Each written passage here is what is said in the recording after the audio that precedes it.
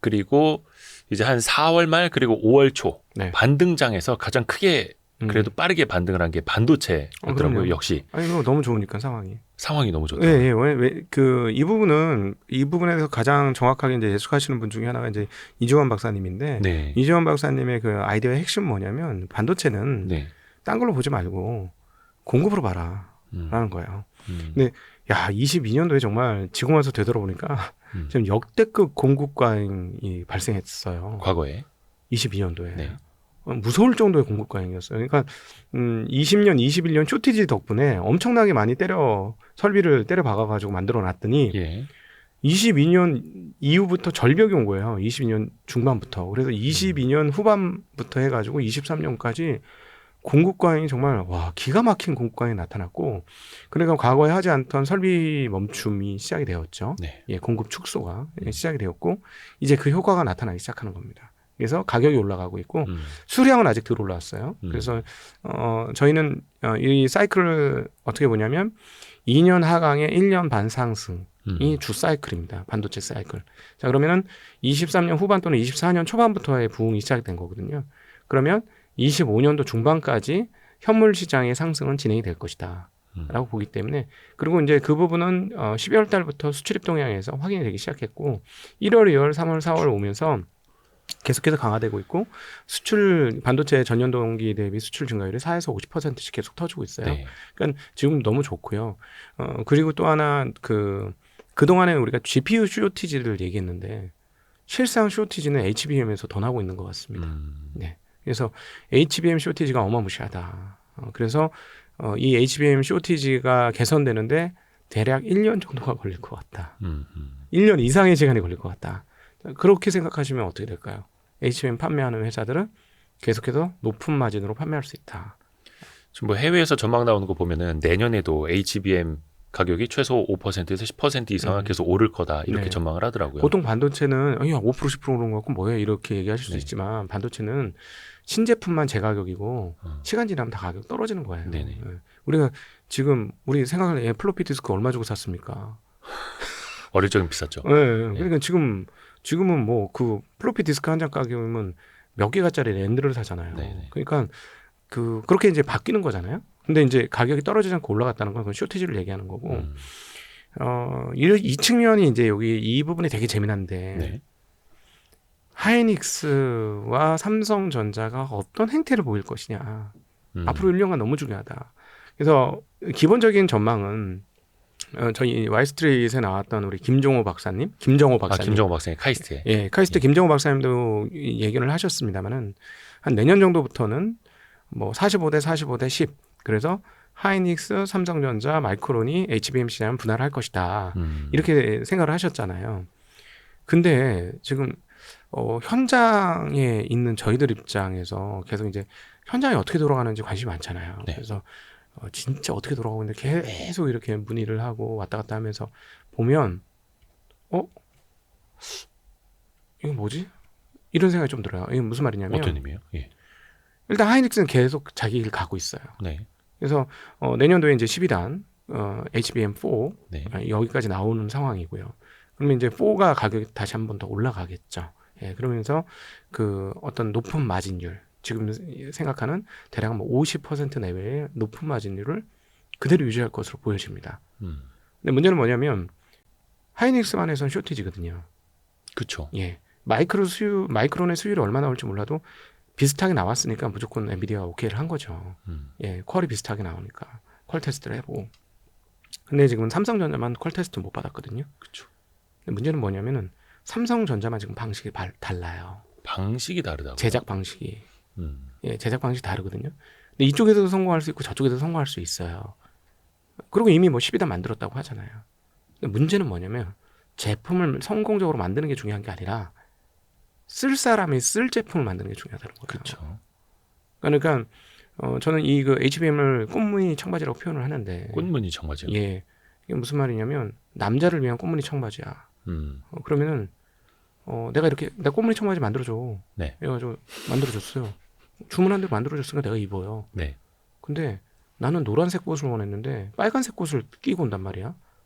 그럼 내가 입고 싶겠냐고. 그 여자나 주세요. 내가 왜 입어요? 난 노란 꽃무늬. 이렇게 되는 거예요. 맞춤식. 예. 이게 이제 앞으로 반도체 시장 전반적으로 대단히 중요한 큰 흐름이 될 겁니다. 이게. 지금 무슨 말이냐면 쓸 사람이 원하는 반도체를 만들어주는 게 핵심적인 흐름이 될 거예요. 그게 파운드리의 발전과도 그 궤를 같이 하는 겁니다. 그러니까 어떤 측면에서 보면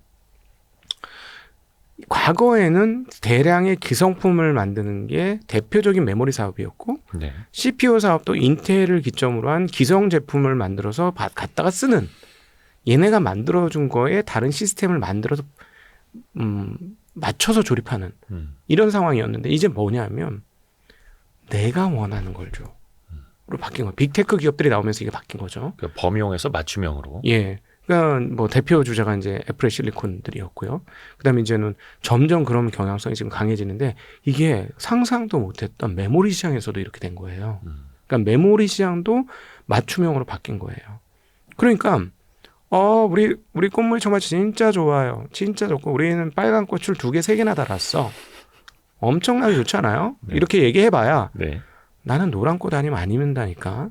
이러면 안 쓰는 거예요. 이게 문제라는 거죠. 자, 이제 여기서 이제 저희가 걱정되고 있는 게 뭐냐면,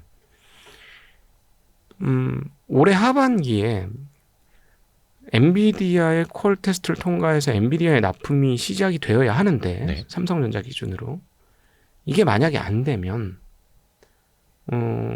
어떻게 되냐면은, 내년도쯤 되면 삼성전자가 이제 치킨 게임의 왕 아닙니까? 왕치킨 아니에요? 왕치킨? 네. 네. 완전 수탉이죠. 최고의 수탉. 지금까지 다 이겨왔다. 네, 그냥 싸그리 그냥 다 전멸을 시키고 왔잖아요. 네. 삼성전자가. 네. 그 치킨 게임에서. HBM 시장에서 하이닉스가 그렇게 되겠네? 내년부터는?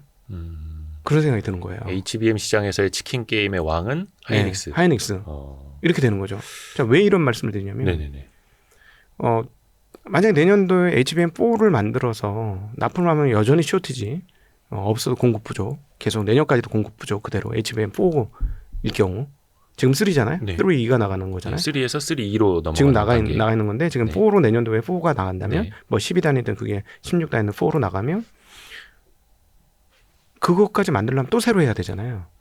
그 새로 만드는 입장에서는. 네. 그럼 얘네는 이제 최고 비싼 가격 받고 예를 들어 올해 안에 성공을 못 해갖고 나중에 결국 만들었는데 딴 데다만 팔고 있어. 그러다가 이제 엔비디아에 팔려고 제일 큰 수요처에 엔비디아에 팔라고 도저히 안 되겠어. 그때 방식을 바꿔. 그리고 내년도 상반기에 HBM3, HBM3E 이런 게 들어가요. 그럼 그때부터는 3E 가격이 유지될 것이냐. 그런 걱정이 좀 있다는 거죠. 그래서 그 삼성전자의 기술력에 대해서는 의심의 여지가 없습니다. 네. 그리고 이제 올해는 이런 말씀드리니까 이제 삼성전자 이제 주주분들이 막 조마조마하면서 저 새끼 저거 뭐냐 뭐 이런 생각을 하실 수 있는데 개인적으로 삼성전자 좋게 봐요. 지금 네네네. 좋게 보아서 삼성전자 주주들은 걱정하실 필요는 없어요. 특별히 올해는 괜찮아요. 왜냐하면 지금 HBM만 특화해서 말씀드렸던 거고 기본적으로 지금 기존에 많이 쓰던 D램과 낸드가 공급을 너무 많이 줄여가지고 부족한 상황이 왔어요. 그래서 괜찮아요. 올해는 삼성전자 괜찮습니다. 그리고 수출 증가율을 통해서 우리가 확인할 수 있는 게 올해 중반까지는 하이닉스가 수혜가 있을지 모르겠습니다만 이게 계속해서 커지면 삼성전자 수혜가 더 커요. 규모가 크기 때문에. 예, 분명히 그렇게 될 거예요. 전체 시장에서는. 네, 그래서 걱정은 하시지 않으셔도 돼요. 근데 네. 제가 걱정하는 바는 이 방송을 보시는 분 중에 분명히 삼성전자 관련 기술자분들이 있을 테니 투자자들의 우려가 이거다라는 걸 전해드리고 싶은 거예요. 예.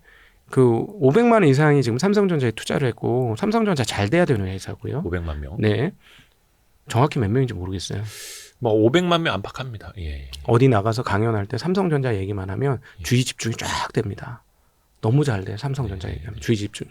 그 정도로 삼성전자는 지금 국민 주식이 됐어요. 그래서 삼성전자가 잘 돼야 되고 잘해야 되는 상황인데 투자자로서의 걱정이 그거예요.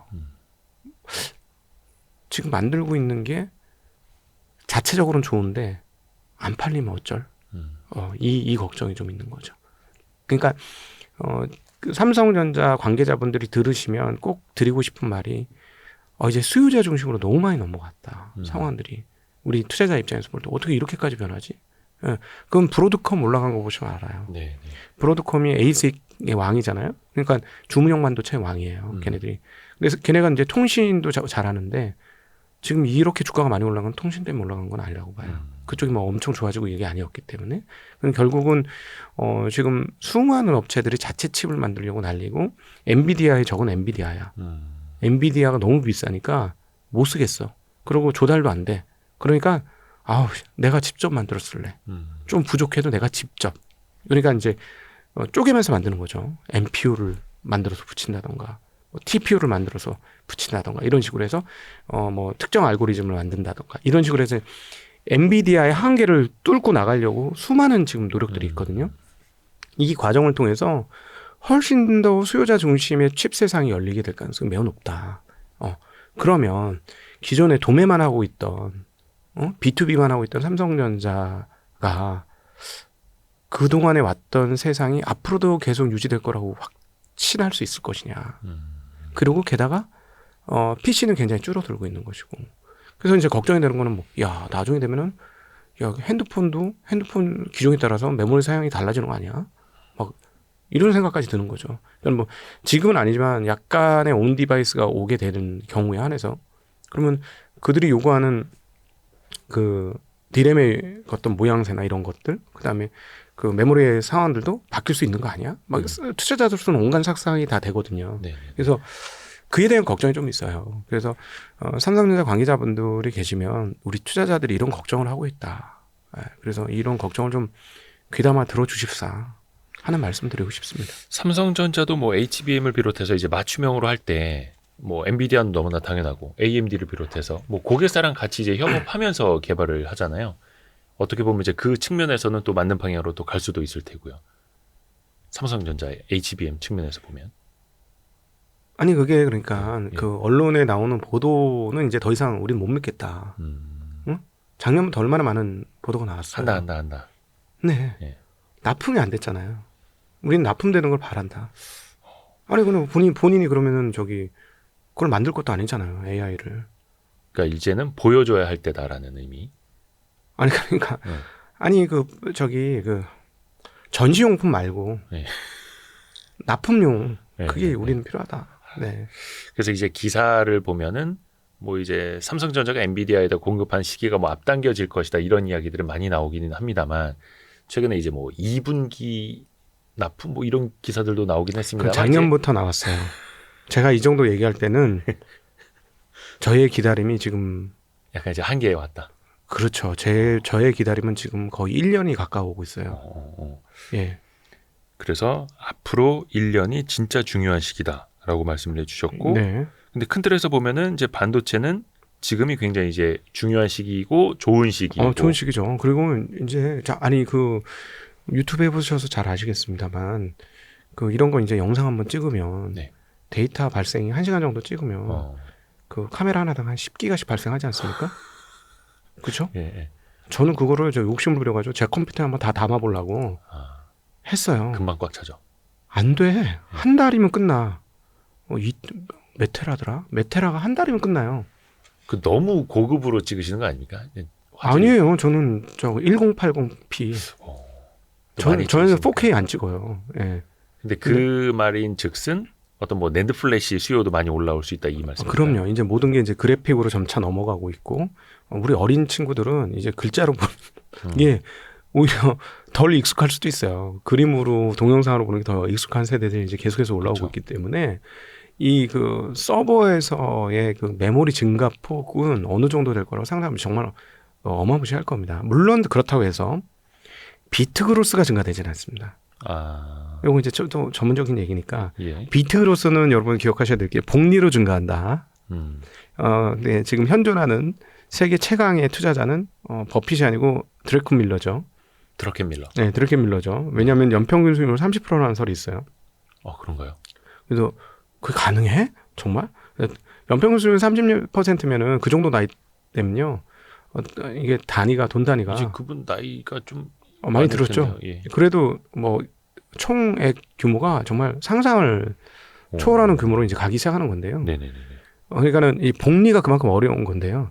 지금 비트 그로스라고 할 때, 즉 비트면 1비트, 2비트, 3비트 그 메모리의 그 저장량을 말하는 거잖아요. 이 저장량이 그러니까 반도체 양이 복리로 늘어납니다. 지금 복리로 늘어나고 있는데 이게 드래켄밀러보다 훨씬 더 긴 기간 복리로 한 30%씩 계속 올라오고 있는 거거든요. 그래서 이게 추가로 더 올라오진 않아요. 그렇게 추가로 올라오진 않고 이 흐름들을 유지시키고 있는 상황인데 어쨌든 그런 상황이라도 이 그 메모리에 대한 수요는 정말 어마무시하다. 이렇게 보시면 되기 때문에 게다가 이제 그 이게 꺾일지 않을까 하던 참이었는데 AI라는 게 새로 왔기 때문에 꽤나 또 몇 년간 이런 그 반도체 메모리에 대한 수요량은 굉장히 오랫동안 유지될 것이다. 네. 근데 그 스탠리 드러켄밀러가 이거 언제니 5월 8일 그러니까 오늘입니다. 새벽에 나온 기사 보면은 엔비디아 주식을 좀 팔았다라고 네. 본인이 밝혔더라고요. 네. 물론 CNBC인가의 그 인터뷰에서 인터뷰를 했고 네. 본인이 3월 말 엔비디아 지분을 크게 줄였다. 많이 물론- 있었어요. 굉장히. 그 옵션까지 있었거든요. 그러면 털었다고 하면 제 생각에는 옵션부터 털었지 않았을까 하는 생각은 좀 있는데 그 옵션까지의 절대 비중은 더 컸으니까 그러니까 그 비중이 10몇 프로였으니까 옵션까지 있으니까 훨씬 더 많은 수량을 갖고 있었던 거예요. 근데 150달러에 샀다고 들립니다. 그래요. 그럼 먹을 만큼 먹었죠. 차익 실현. 차익 실현. 근데 이제 정확한 매도 규모는 밝히진 않았다고 하고 근데 드러켄밀러는 엔비디아에 대해서 특별히 비관적인 건 아니다. 네. AI에 대해서는 장기적으로 낙관론이다라고 또 이야기를 했고. 단기 과열로 보는 거죠. 2000년에 네. 앞으로 인터넷 시장은 굉장히 좋아질 거야. 틀린 말인가요? 맞는 말이에요. 맞는 말이죠. 근데 난 단기적으로 2000년에 주가가 너무 올라서 팔을 거야. 잠깐 과열인 것 같아. 틀린 말인가요? 이것도 맞는 말이었어요. 예, 딱 그 포지션입니다. 제가 보기엔 저 말인즉슨 AI의 미래가 너무나 밝지만 단기적으로는 가격이 충분히 우리가 계산한 만큼 다 올라왔다. 그래서 나는 수익 실현한다. 이 얘기예요. 이거는 이제 한국에서 엔비디아가 갖고 계신 분들이 워낙 많기 때문에 귀담아 들을 대목이에요. 그렇죠. 네, 이 사람 지금 현존하는 최강 투자자니까 이거는 기억하셔야 됩니다. 이거 왜 이런 말씀을 드리냐면 네. 여러분 그 잠깐만 돌아가 보면 요즘에 막 일본 투자할까 말까 막 고민하는데 일본 투자 얘기가 나왔던 게 1년 정도 전에 1년 좀 더 됐나요? 1년 정도 전에 워렌 버핏이 일본의 상사 주식 산다 그랬었어요. 네. 그때 같이 따라 샀으면 어떻게 됐을까요? 많이 벌었을걸요. 근데 워렌 버핏이 잘하는 건 몰랐나요? 뭐 알았죠. 알죠, 예. 그러니까 원래 잘하는 사람 쫓아하면 되는 거예요. 주식 투자는. 그러니까 이거 이제 뭐 전문 용어도 거인의 어깨에 올라타라 뭐 이런 이야기 네, 있듯이. 아니 무슨 말이 필요해. 네, 네. 검증 30년, 40년, 50년, 80년 검증된 사람인데. 그러니까 물론 이제 그 사람들 말이 100%다 맞다라는 건 아니고 이제 확률적으로 아니 일반인들 높다. 입장에서는 100% 맞는 거예요. 일반인에 비해서. 일반인들에 비해서는 100% 맞는 거예요. 네네네. 제가 왜 이렇게 표현을 하냐면 제발 자기 자신을 믿지 마라. 네? 자기 자신을 믿지 마라. 자기 자신을 믿지 마라. 저 사람 뭐 100% 정확하게 한 말 속에는 나도 잘할 수 있어가 있어요. 이 생각이 무너지지 않으면 주식시장에서 성공하기 어려워요. 네. 그래서 잘하는 사람이에요. 그럼 100% 믿는 게 나아요. 나를 믿지 말아라 차라리. 그래서 오히려 그 사람이 어떤 생각을 하는지를 꿰뚫어서 알아내는 게 내 신상에 훨씬 좋다. 그리고 투자 수익률 상승에 훨씬 빠른 길이다. 그게 지름길이다. 라는 말씀을 꼭 드리고 싶어요. 근데 대부분 이렇게 얘기해도 네. 자기 자부심으로 살아가는 거니까 인간이 돌아오실 겁니다. 항상 한참 돌아와서 제가 드렸던 이 얘기가 나중에 보면 각독이 그놈이 뭐 이상한 얘기를 했는데 생각해보니까 그때 그 말이 지금 생각해보니까 맞는 것 같으네 하고 아마 나중에 얘기할 날이 오실 거예요. 네. 물론 이제 저마다 자기의 이제 판단 중심으로 또 본인 책임하에 투자는 하시는 거겠습니다만. 전 저를 따라오라고 얘기했던 게 아니고 버핏 얘기를 한 겁니다. 버핏이나 드러켄밀러나. 그러니까 대가들을 우습게 여기시면 안 돼요. 절대로. 우습게 여기다니요. 근데 이제 조금 다른 거는 네. 버핏은 패턴에서 벗어나잖아요. 자기 투자 패턴 딱 정해져 있어요. 근데 이분은 좀 유연해서 드러켄밀러. 굉장히 저기 왔다리 갔다리 좀 하시죠. 미국 같은 경우에는 이제 우리나라처럼 일일 수급을 보여주질 않잖아요. 그러니까 그렇죠. 수급을 보고 매매하는 장세가 아니라 분기별로 그 뭐 운용사라든지 그런 네. 공시가 나올 때 여기가 줄였네, 늘렸네 이걸 알 수 있는 건데 네. 그래서 투자자들에게는 좀 후행적일 수 있다라는 거. 그래서 그렇죠. 그분들의 인터뷰도 좀 참고를 해야 되는 거고.